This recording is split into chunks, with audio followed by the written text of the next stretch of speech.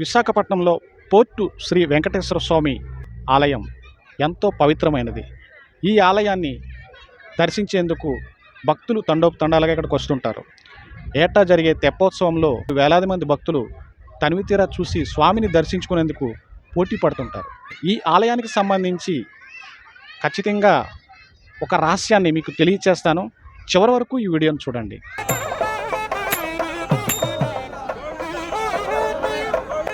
Visakhapatnam port ప్రాంతంలో వెలిసిన శ్రీ వెంకటేశ్వర స్వామి ఆలయం ఆధ్యాత్మికతకు, భక్తి విశ్వాసాలకు ప్రతీకగా నిలుస్తుంది.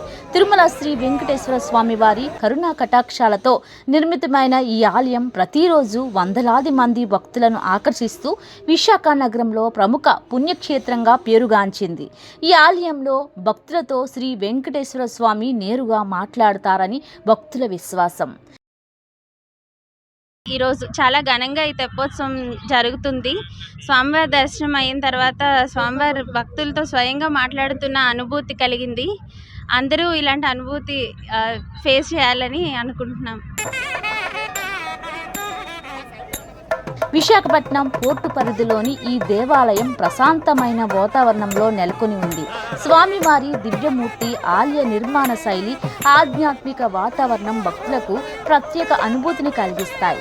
ఇక్కడ జరిగే నిత్య పూజలు, అభిషేకాలు, ప్రత్యేక ఉత్సవాలు భక్తులను విశేషంగా ఆకట్టుకుంటాయి. ప్రత్యేక పూజల సమయంలో భక్తులు స్వామివారికి విన్నవించుకున్న వినతులను ఆలకించి తిరిగి భక్తులతో మాట్లాడుతారని భక్తులు చెబుతున్న వాస్తవం.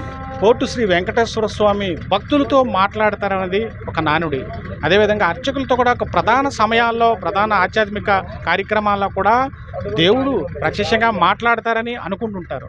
అయితే దానికి ప్రత్యక్షంగా మనం ఇక్కడున్న బోట్ ఏదైతే తెప్పోత్సవం బోట్ నడుపుతున్నారో ఇక్కడ మనకు ఒక నావికులు ఉన్నారు. వారిని అడిగి తెలుసుకుందాం ఎంతవరకు నిజమో. చెప్పండి, అసలు దేవుడు భక్తులతో మాట్లాడే అవకాశం ఉంది? అవును సార్, నేను ఇక్కడే పుట్టాను, అడవిలో పుట్టాను. నేను చిన్నప్పటి నుండి చూస్తున్నాను. దేవుడు పిలిస్తే పలుకుతాడు. వెంకన్న బాబు అంటే భక్తులతో మాట్లాడడం, అదేవిధంగా ఈ అర్చకులతో మాట్లాడడం, మన కళ్ళు మూసుకుని ఉంటే ఆయన ఎలాగైనా మనం మాట్లాడతారండి మనకు. అది అలాంటి భావన కలిగిందా? ఎప్పుడైనా కలిగింది సార్, చాలాసార్లు కలిగింది. ప్రతిరోజు ఉదయం సుప్రభాత సేవతో ప్రారంభమయ్యే పూజా కార్యక్రమాలు, అర్చనలు, నైవేద్యాలు, హారతులతో కొనసాగుతాయి. ఈ సమయంలో అర్చకులతో స్వామి మాట్లాడతారని ఒక ప్రతీక. ముఖ్యంగా శనివారాలు, ఏకాదశి, వైకుంఠ ఏకాదశి, బ్రహ్మోత్సవాల సమయంలో ఆలయానికి పెద్ద సంఖ్యలో భక్తులు తరలివస్తారు. స్వామివారిని దర్శించుకుంటే తమ కోరికలు నెరవేరాయని అనేక మంది భక్తులు విశ్వసిస్తుంటారు.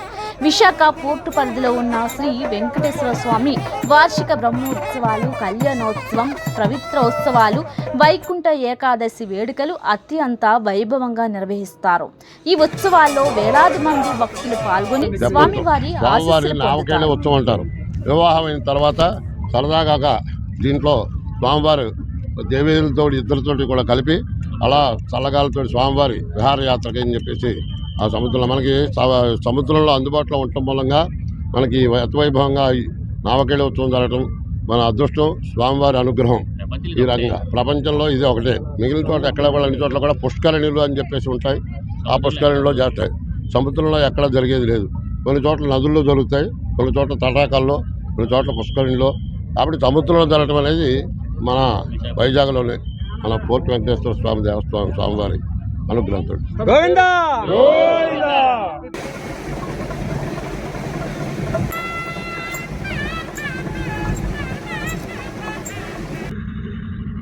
గోవింద నామ స్మరణతో పోర్టు శ్రీ వెంకటేశ్వర స్వామి అమ్మవార్లతో కలిసి తెప్పోత్సవం కనుల విధంగా ఉంది. భక్తులు ఇక్కడ వేలాది మంది భక్తులు విచ్చేసి ఏదైతే తెప్పోత్సవం ఉందో తెప్పోత్సవాన్ని తిలకిస్తున్నారు.